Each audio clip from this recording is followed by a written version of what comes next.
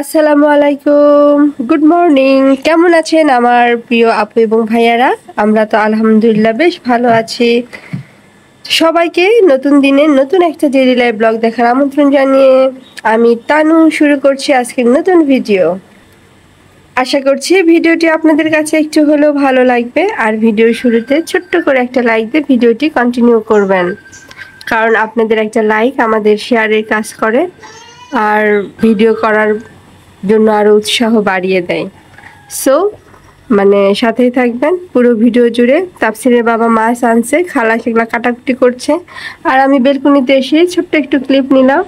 তো যাই হোক, সব কিছু এখন বক্সে ভরাবো এবং আপনাদের সাথে একটু একটু করে ক্লিপ, তারপর রান্না বাড়ি দুপুরের সব কিছুই শেয়ার করব। এই গরমে রান্না করতে তো কতটা কষ্ট হয় সেটা তো আমরা সবাই জানি, কিন্তু তারপরও কি করার, আমাদের তো রান্না করতে হবে, জীবন বাঁচাতে হবে এবং খেতে হবে, তাই না? তো জীবন বাঁচাতে গেলে তো রান্না করে খেতেই হবে, নিজের জন্য না হলেও স্বামী সন্তানের জন্য তো করতেই হয়, তাই না? এই তো এখানে তাফসিরের বাবা রুই মাছ আনছিল, সেগুলা খালা কেটে ধুয়ে মুরগি নিয়ে আসছিল, সেটাও খালা কেটে দিয়ে গেছে। এখানে মাছ কেটে দিয়ে গেছে। আমি এখন সব বক্সে বক্সে ফ্রিজে উঠিয়ে রাখবো। আর মাছ কাটা থাকলে দেখা যায় রান্না করতে অনেক সহজ হয়ে যায়। তো এখন আমি মুরগি রান্না করব আর মাছগুলো সব বক্সে উঠিয়ে রাখবো। তো কয়েকদিন পর যেহেতু বাড়িতে যাব, তাফসিরের বাবাকে বললাম অল্প করে নিয়ে আসো, এই কয়টা দিন আমাদের এগুলা দিয়ে চলে যাবে আর কি। তো আমি সুন্দর করে, যেহেতু আমরা এখন বাসায় মেম্বার্স 5 জন বাচ্চা সহ, তো আমি 5 পিস করে করে সব মাছ এখন বক্সে উঠিয়ে রাখবো। প্রথমে এখানে আমি এই যে মাছ উঠিয়ে রাখছি 5 পিস, যাতে সবার সমান ভাগ হয়, যার কারণে এভাবে রাখা আর কি।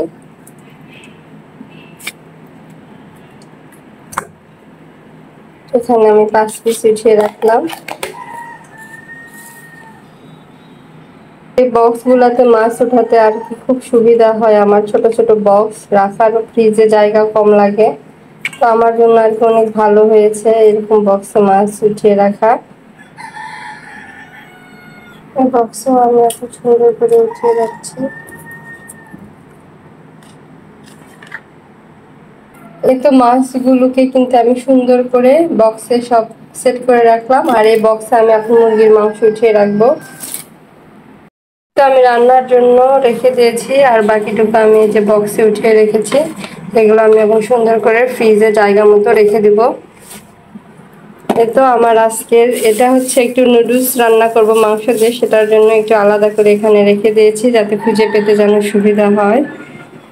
তো আর এগুলা সব এখন আমি সুন্দর করে উঠিয়ে রাখবো, গুছিয়ে রাখবো। আসলে বক্সে করে রাখলে ফ্রিজে কোনো গন্ধ ছড়ায় না, ফ্রিজ পরিষ্কার থাকে, ভালো থাকে, যার কারণে আমি সবসময় চেষ্টা করি মাছ হোক মাংস হোক বক্সে উঠিয়ে রাখার। এই তো দুপুরে আজকে রান্না হচ্ছে ছোট মাছ দিয়ে হচ্ছে চচ্চড়ি, এখানে তো কদর দেওয়া হয়েছে, তারপরে কচুমুখী, সব কিছু মিক্সড করে এখানে সবজি দিয়ে হচ্ছে ছোট মাছের চচ্চড়ি রান্না হচ্ছে। এটা খেতে বেশ দারুণ লাগে। আর এখানে আমরা কেটে রেখেছে, এখন আমরা খাবো আবার। আর এই পাশে রান্না হচ্ছে মুরগির মাংস, মুরগির সব ধুয়ে টুয়ে রেখে দেওয়া হয়েছে। এখন এখানে একটু ভুনা ভুনা করে মুরগির মাংস রান্না করব। দেখা যাবে রান্না শেষ হয়ে যাবে, কিন্তু পরে আমি আর ক্লিপ নেওয়ার কথা মনে থাকবে না। তো যাই হোক, আজকে দুপুরে এই ছিল রান্নার আয়োজন, ছোট মাছের চচ্চড়ি আর হচ্ছে মুরগির মাংস রান্না। এই তো পেঁয়াজ ব্রাউন কালার হয়ে এসেছে, আমি এখানে একটু সামান্য পরিমাণ পানি অ্যাড করে দিচ্ছি, তারপর এখানে আমি সব ধরনের মশলা দিয়ে দিব।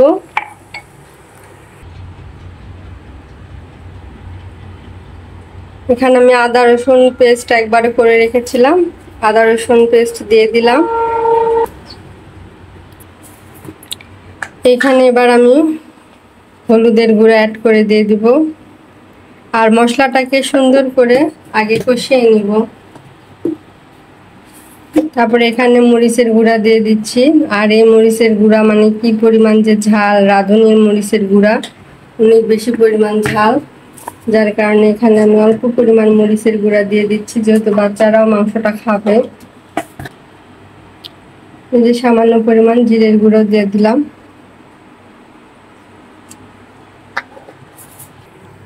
এই তো সবকিছু দিয়ে দিয়েছি, এটাকে সুন্দরভাবে একটু কষিয়ে নিব। লবণটাই দিতে ভুলে গিয়েছিলাম, এই তো লবণ অ্যাড করে দিলাম।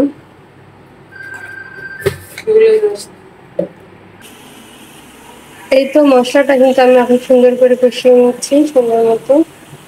এখানে সুন্দর মতো কষানো হয়ে গেলে আমি মাংস ঢেলে দিব। মানে যত মাংসটা সুন্দর মতো কষাবেন ততই কিন্তু মাংসটা অনেক বেশি টেস্টি হয়।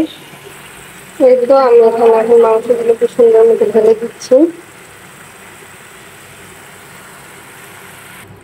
এই তো মাংস সব সুন্দর মতো ঢেলে দিয়েছি, এখন সুন্দর মতো আমি এটাকে নেড়ে চেড়ে নেব। আসলে বাচ্চাদের কিন্তু মানে ব্রয়লার মুরগি অনেক বেশি পছন্দের, কারণ একটু মাংস নরম হয় আর তাপসির অনেক বেশি পছন্দ করে।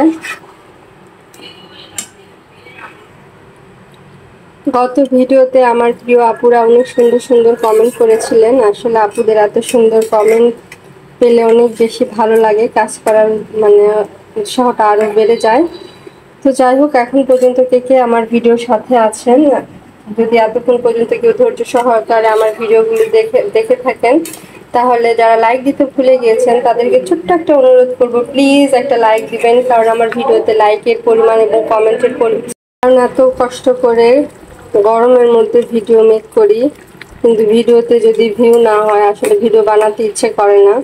তো প্রিয় আপু ভাইয়াদের বলবো, যারা আমার চ্যানেলটাকে মানে নতুন ভিজিট করছেন, মানে নতুন করে আমাদের ভিডিওগুলো দেখছেন হয়তো, তাদেরকে একটা রিকোয়েস্ট করবো, প্লিজ শুরুতে একটা লাইক দিবেন। লাইক দিতে তো আঙুল ব্যথা করে না, লাইক দিয়ে ভিডিওটি কন্টিনিউ করবেন। আর যদি চ্যানেলটা সাবস্ক্রাইব করা না থাকে, প্লিজ একটা সাবস্ক্রাইব করে দিবেন। আপনাদের একটা লাইক কিন্তু একটা শেয়ারের কাজ করে। আর সাবস্ক্রাইব করার পর অবশ্যই অল অপশন বাটনটা ক্লিক করবেন। এতে আমি যখন ভিডিওটা ছাড়বো, ভিডিওটা ছাড়া মাত্র নোটিফিকেশনটা পেয়ে যাবেন এবং আপনারা আপনাদের সুবিধা মতো ভিডিওগুলো দেখে নিতে পারবেন। মাংসটাকে সুন্দর মতো আমি কষিয়ে নেব, ঢাকনা দিয়ে একটু ঢেকে রাখলাম। কিছুক্ষণ পর আবার নেড়ে চেড়ে নেবো। হয়তো পুরো ভিডিও রেসিপিটি শেয়ার করব না, জাস্ট লাস্টের অংশটুকু আপনাদের সাথে শেয়ার করব। আর রান্না তো কম বেশি আমরা সবাই পারি, অনেক সুন্দর সুন্দর করে সবাই রান্না করতে পারি, তো সেভাবে ডিটেলসে শেয়ার করলাম না, যতটুকু সম্ভব ততটুকুই শেয়ার করলাম। আর এইদিকে এই তো আমার ছোট মাছের চচ্চড়িও কিন্তু হয়ে এসেছে, এটা আমি ইন্ডাকশনে উঠিয়ে দিয়েছি। আসলে দুই দিকে দুইটা রান্না উঠিয়ে দিলে অনেক কম সময় রান্না করা যায়। ভাবছি রান্না হয়ে গেলে আমরাটা খেয়ে নিব, কারণ দুপুরের টাইমে একটু আমরা খেতে বেশ ভালোই লাগে। সুন্দর মতো নেড়ে চেড়ে নিচ্ছি। আসলে কদর দিলে হয় কি, মানে ওইখান থেকে অনেক বেশি কোনো পরিমাণ পানি বের হয়, মানে অল্প পানি দিছি কিন্তু তারপরেও দেখেন কত পানি বের হয়েছে। তো এটা আমি সুন্দর মতো ঢেকে দিচ্ছি। আমার কিন্তু এই পাশটা ভাঙা, সো কেউ কিছু একটু ক্ষমা সুন্দর দৃষ্টিতে দেখবেন, কেউ কিছু মনে করবেন না। এই তো মাংসটাকে কিন্তু আমি সুন্দর করে কষিয়ে নিয়েছি, মানে কত সুন্দর একটা কালার চলে এসেছে, আমার তো দেখে এখনই খেতে ইচ্ছে করছে।